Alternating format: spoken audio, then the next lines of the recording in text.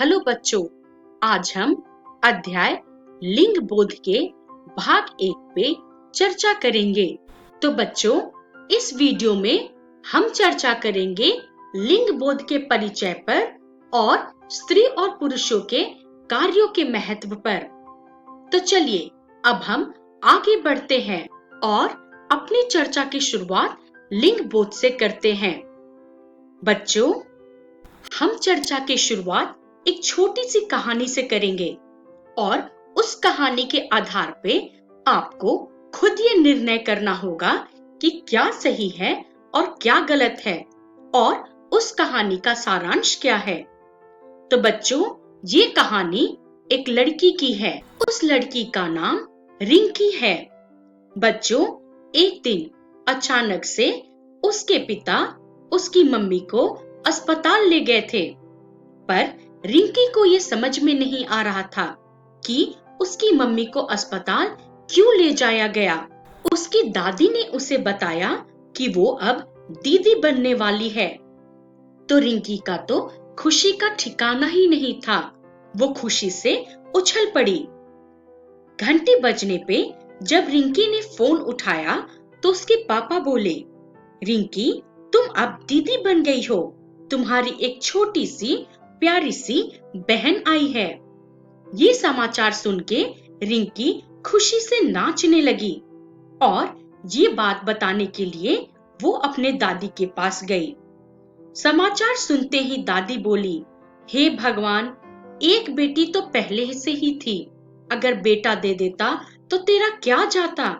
अगर तू बेटे दे देता तो कितना अच्छा होता। घर का कोई चिराग तो होता। अब दो बेटियों का हम क्या करेंगे। दादी की इस प्रक्रिया पे रिंकी को कोई खुशी नहीं हुई। उसे समझ में नहीं आ रहा था कि जिस बात से मैं इतनी खुश हूँ, दादी को उस बात से इतनी नाराजगी क्यों है। तो बच्चों, आप सोचिए कि इस खबर पे दादी का जो रिएक्शन था, क्या वो सही था। दादी का लड़की और लड़का को लेके जो उनके मन में मतभेद था या उनके मन में जो इन दोनों लिंगों को लेके अंतर था, क्या वो सही था। और अगर आप रिंकी के स्थान पे होते तो आपको कैसा लगता।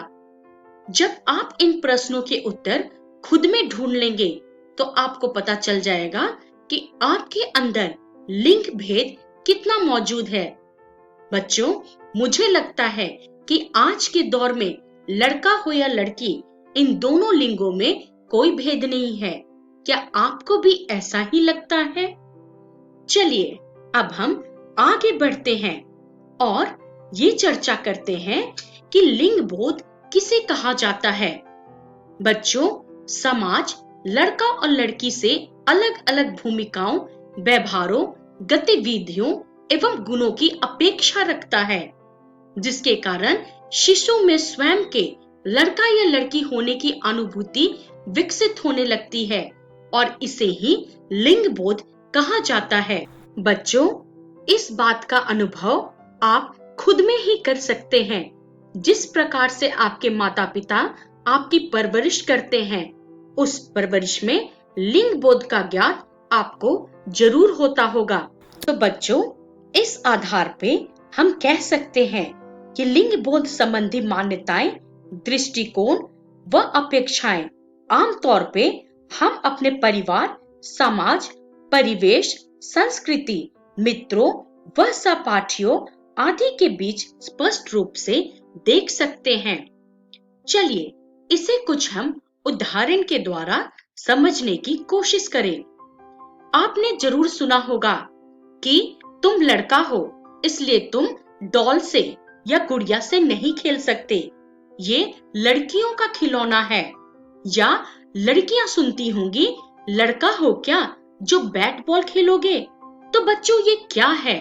ये समाज, परिवार हमारे लिंग के आधार पे हमारे खेलों को भी बांट देता है।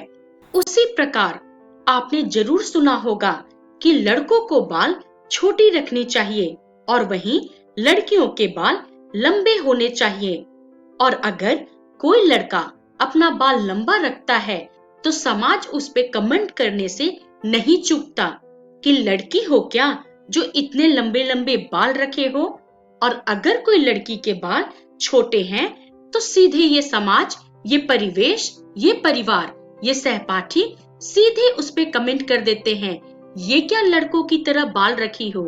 तो बच्चों, ये सारे समाज, परिवेश और हमारे सहपाठी या मित्र, ये सब हमें इस बात पे विवश करते हैं कि हम लड़का हैं तो हमारे बाल छोटे होने चाहिए और लड़की हैं तो हमारे बाल लंबे होने चाहिए।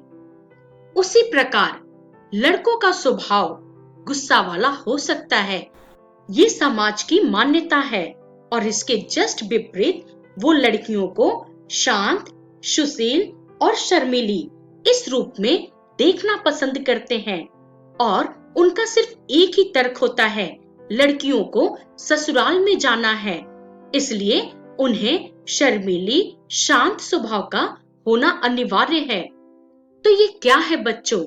क्या भगवान ने बोला है कि लड़कों को ऐसा होना चाहिए और लड़कियों को वैसा?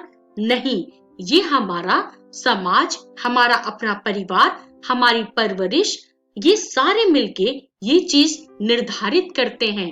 तो चलिए अब हम ये विचार करें कि ये भेदभाव जो है वो प्रायः प्रतिदिन हर छोटी छोटी बात में झलकता है, और इन उदाहरणों के द्वारा आप इस चीज को अच्छी तरह से समझ गए होंगे। इसके अलावा भी आपके रोज की दिनचर्या में बहुत सारे उदाहरण होंगे, तो आप उन पे जरा अवलोकन करें।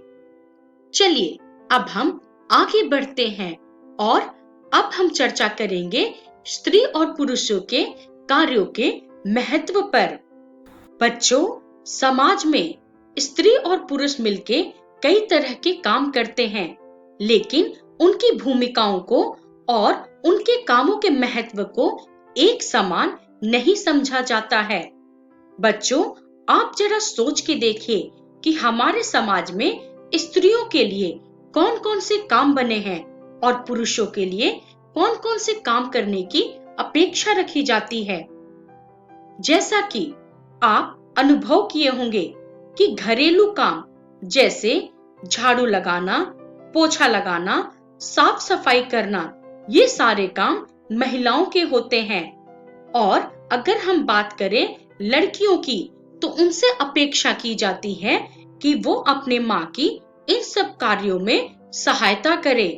वहीं पे एक पुरुष से जहाँ पे अपेक्षा की जाती है कि वो आराम से बैठकर अपने मोबाइल पे या लैपटॉप पे या अपना पर्सनल टाइम यूज करे, या संक्षेप में कहें तो पुरुषों को इन सभी कामों से दूर ही रखा जाता है। बच्चों, उसी प्रकार आपने ये चीज जरूर देखी होगी। मैं सारे परिवारों की बात नहीं करती हूँ, परंतु अभी भी कुछ परिवार में ये देखने को मिलता है कि लड़कियां जो हैं अपने माँ को घर के कामों में मदद करती हैं और उन्हें स्कूल जाने से भी रोका जाता है, और वहीं लड़के आराम से स्कूल जाते हैं। बच्चों, यहाँ तक कि आपने देखा होगा कि अगर लड़कियां अपने माँ को घर के कामों में मदद कर रही हैं, तो लड़के बाहर गिल्ली डंडा और बैट बॉल खेलते हुए नजर आते हैं। तो बच्चों, इन सभी उदाहरण के बेसिस पे ये निष्कर्ष निकलता है कि हमारा समाज जो है वो पुरुष प्रधान है। वो हर तरह से पुरुषों को एक आरामदेह जिंदगी देने की कोशिश करता है, और वहीं महिलाओं से अपेक्षा रखी जाती है कि वो घर से लेके बाहर तक सारा काम खुद ही संभाले। बच्चों, कभी कभी महिलाएं पुरुषों से दुगना काम भी करती हैं, जैसे कि अभी मैंने बताई कि महिलाओं से अपेक्षा रखी जाती है कि वो घर और बाहर दोनों काम संभाल ले। बच्चों, आपने देखा होगा कि गांव में कुछ स्त्रियां जंगलों से जलावन की लकड़ियां आदि लेकर आती हैं।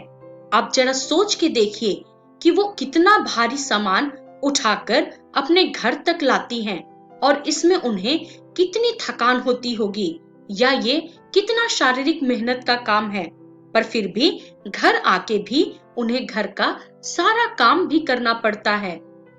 इसी प्रकार कुछ स्त्रियां जो हैं बाहर में नौकरी भी करती हैं, जिन्हें हम कामकाजी महिला कहते हैं, और इन पर तो काम का दोहरा बोझ होता है। एक तो वो बाहर भी काम करे और घर आके घर का भी सारा काम उन्हें ही करना होता है। तो बच्चों, आप देख सकते हो कि हमारे समाज में स्त्री और पुरुषों के कार्यों में कितना डिफरेंस है और इनके महत्व में भी कितना अंतर पाया जाता है।